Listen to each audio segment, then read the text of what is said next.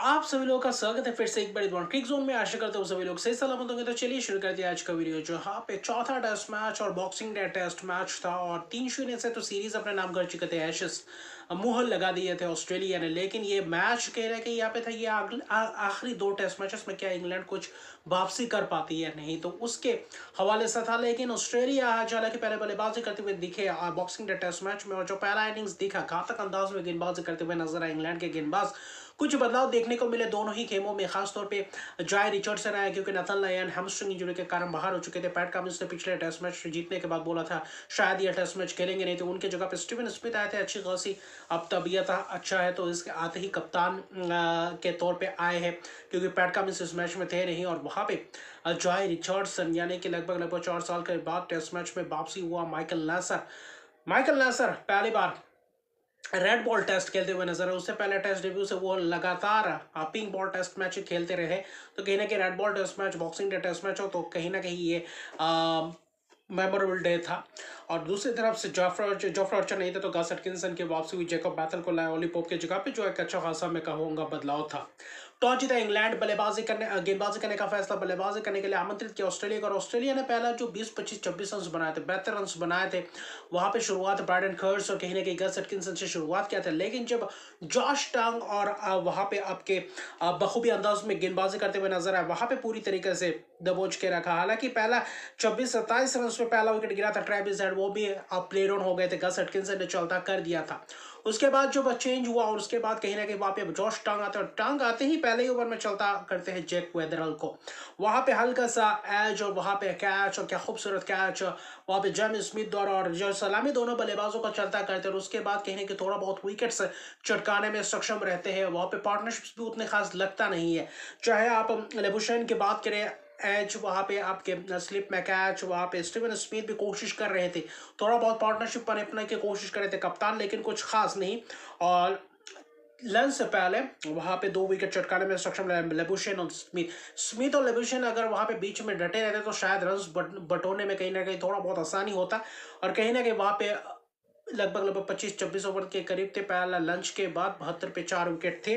और वहां पे एलेक्स कैरी और उस्मान ख्वाजा बल्लेबाजी कर रहे थे, तो उस्मान ख्वाजा अपने वही पोजीशन में खेले थे जो पिछले टेस्ट मैच में खेला था 5वें नंबर पे।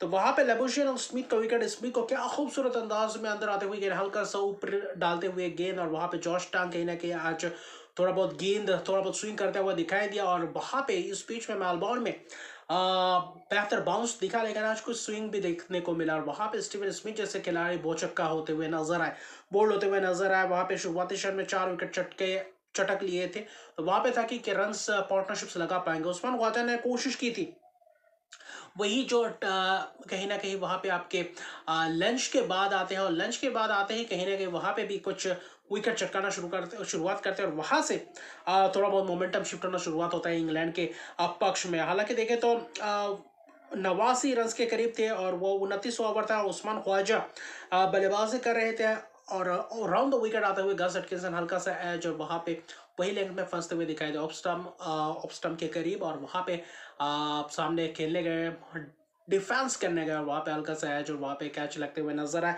एलेक्स केरी भी कोशिश करते हुए नजर आए। वहां पे बैन स्टोक्स ने कहीं ना कहीं चलता किया, तो कप्तान ने लंच के बाद कप्तान ने आकर एक छोर को संभाल कर रखा था गेंदबाजी करने में, और दूसरी तरफ से आपके जॉश टांग को लगाया था, गस एटकिंसन को लगाया था, तो बेहतर था। तो अच्छी खासी बदलाव देखने को मिले और गेंदबाजी बेहतर रहा। और जॉश टांग ने जो आज गेंदबाजी के आखिरी के स्पेल में ब्रायडन कर्स के साथ मिलकर वहां पे कुछ गुच्छों में विकेट चटकाने में सक्षम रहे। ग्रीन को कहीं ना कहीं ब्रायडन कर्स आज विकेट नहीं चटका पा रहे थे, रनआउट के तौर पे चलता क्या था। वहां पे वो रन था नहीं, लेकिन वहां पे दौर पड़े और वहां पे रनआउट का सामना करना पड़ा। तो वहां पे एलेक्स केरी ख्वाजा वहां पे विकेट्स थोड़ा बहुत स्टार्ट मिला था, लेकिन वहां पे विकेट्स दे बैठे। 29 रन से ख्वाजा के नाम पर था, यही एक हाई स्कोर उनके माफ कीजिएगा उनके पहले इनिंग्स में। जब माइकल नेसर ने कोशिश की पनपने की, साझेदारी पनपने की, कहीं ना कहीं वहां पे ग्रीन के साथ अच्छा खासा पार्टनरशिप किया था, अर्शदीप का पार्टनरशिप। वहां पे थोड़ा बहुत विकेट ऐसा लगा कि थोड़ा बहुत संभल चुके हैं, लेकिन जब विकेट्स वहां पे गया वो 8-10 रन के अंदर वो जो 4 विकेट्स गए, 152 पे 7 विकेट था। मिचेल स्टार्क ग्रीन का रन आउट होता है, फिर मिचेल स्टार्क ऊपरी भाग कहीं ना कहीं मिड ऑफ को भेजने की कोशिश करते हैं, और वहां पे जबरदस्त कैच पकड़ते हुए नजर है। बैन स्टोक्स पीछे भागते हुए उमदा किस्म की कैच, ऐसा कैचेस इस टेस्ट सीरीज में पकड़ा है। तो वहां पे जॉश टंग वो विकेट चटकाते हैं माइकल नसर को, क्या खूबसूरत अंदाज में, जैसे कि स्टीवन स्मिथ को आउट किया था वैसे ही अंदाज में किया। हालांकि 35 रन बनाए थे और बाद में बस औपचारिकता ही था, बॉलैंड को चलता किया था। तो कहीं ना कहीं गुच्छों में कुछ विकेट्स गिरे, 2-3 विकेट्स, और वहां पे हैट्रिक के मौके पे रहेंगे और दूसरे इनिंग्स पे जब गेंदबाजी करने उतरेंगे। और पंजा खोल दिया है और जॉश टांग कहीं ना कहीं बेहतर रहा, पंजा खोलने में सक्षम रहे। उनका तीसरा फाइफर है और बहुत ही महत्वपूर्ण, ऐसा लग रहा था कि 152 पे ऑल आउट, 152 पे 7 विकेट, 152 पे ऑल आउट हो चुके थे, टी का वक्त था। तो वहां पे लग रहा था कि ऑस्ट्रेलिया कहीं ना कहीं इस मैच में धराशायी न हो जाए।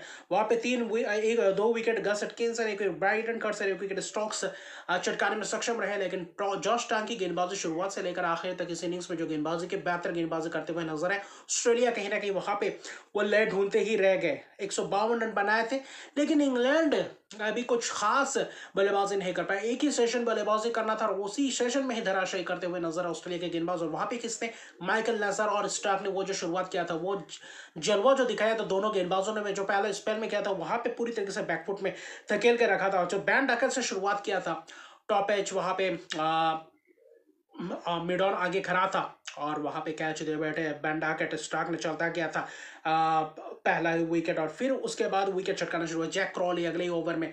वहां पे जैक क्रॉली हल्का सा एज, वहां पे स्लिप में कैच, तो वही और कोशिश करते रहे। जैको बैथल आया, बैथल भी कुछ खास नहीं। माइकल नसर आते हैं, माइकल नसर शानदार तरीके से वो कैच देते हैं, अपील करते हैं, वहां पे आउट नहीं देते, वहां पे रिव्यू लिए जाते हैं, लेकिन वहां पे आउट पाए जाते हैं।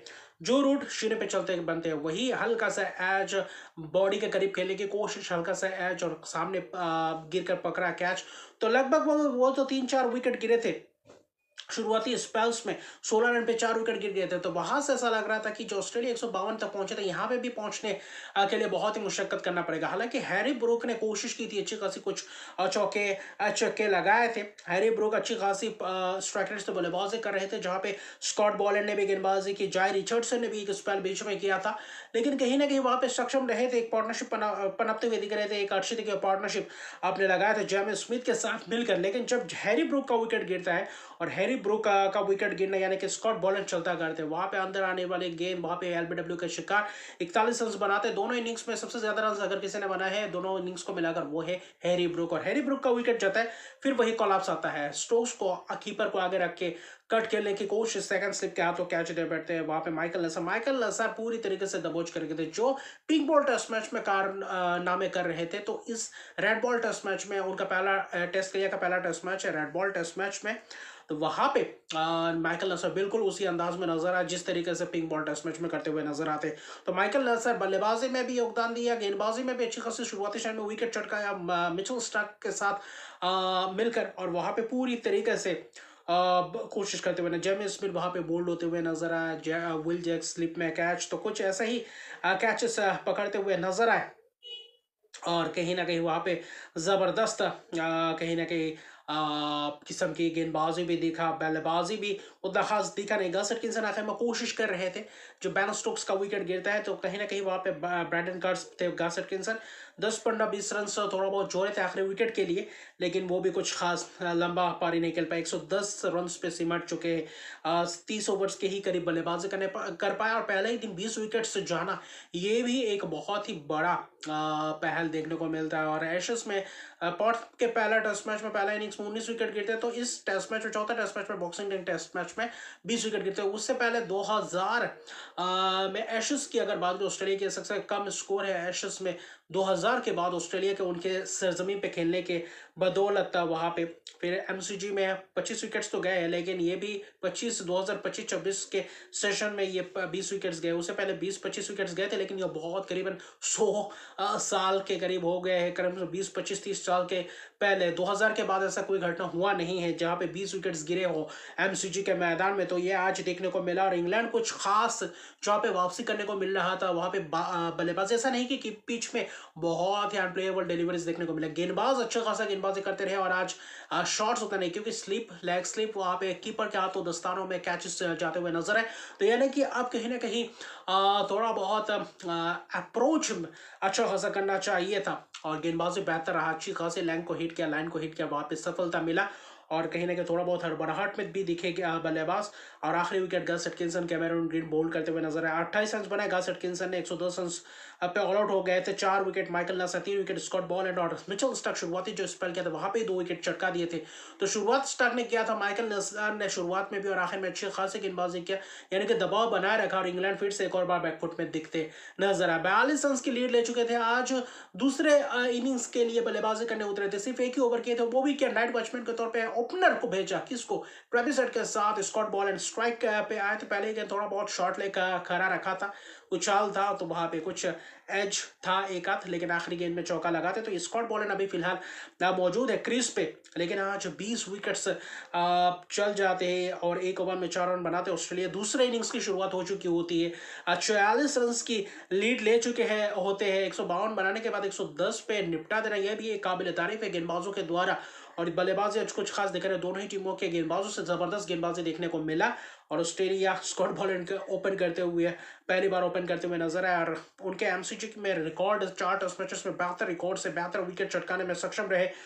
तो ये है ऑस्ट्रेलिया। ऑस्ट्रेलिया इस टेस्ट मैच में भी ऐसे ही कुछ प्रदर्शन करके कहीं ना कहीं इस मैच में अगर यहाँ पे 200 रन के करीब अगर टोटल बना देते हैं तो कहीं ना कहीं इंग्लैंड फिर से एक और बार मुश्किलात में अपने आप को पाएंगे, क्योंकि यहाँ से 40 रन की लीड इस ऐसे मैचेस में ऐसे विकेट जहाँ पे जा रहे हैं, वो पहले दिन 20 विकेट्स, वहां पे आप 46 रन की लीड ले रहे हैं, तो इससे बड़ी बात क्या हो सकती है। तो ऑस्ट्रेलिया फिर से एक और बार थोड़ा बहुत डोमिनेट करते हुए नजर आ रही है, लेकिन यहाँ पे देखना पड़ेगा कि क्या होने वाला है यहाँ से गेंदबाजों का, और वहाँ पे गेंदबाज कैसे वापसी करने को मिलते हैं, क्योंकि इंग्लैंड के गेंदबाज अब बेहतर गेंदबाजी करने की उम्मीद है कि जल्द से जल्द विकेट चटकाए। और ये मैच मुझे नहीं लगता तीसरे दिन तक भी जाता है, तो ये भी बहुत ही बड़ी बात है।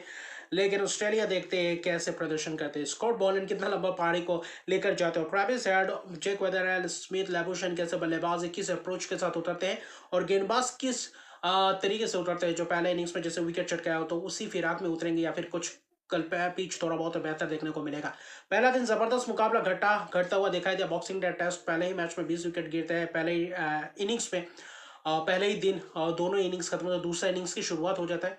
तो ये जबरदस्त प्रदर्शन देखने को मिला। लेकिन इंग्लैंड इन 4 टेस्ट मैचेस में गेंदबाजी कुछ बेहतर दिखा, लेकिन बल्लेबाजी पूरी तरीके से खराब प्रदर्शन। अगर जो रूट की एक शतक की बात छोड़ दे तो वहाँ पे बाकी ऑस्ट्रेलिया फिर से एक और बार डोमिनेटिंग पोजीशन में आ चुके हैं। 44 रन की लीड पहले दिन के खेल समाप्त होने के बाद दूसरे दिन की शुरुआत कैसे होती है वहां पे दिखने लायक बात होगा। तो अभी के लिए इतना, अगर तक मेरे चैनल को सब्सक्राइब नहीं किया तो मेरे चैनल को सब्सक्राइब कीजिए, लाइक शेयर कमेंट जरूर कीजिए। तब तक के लिए गुड बाय।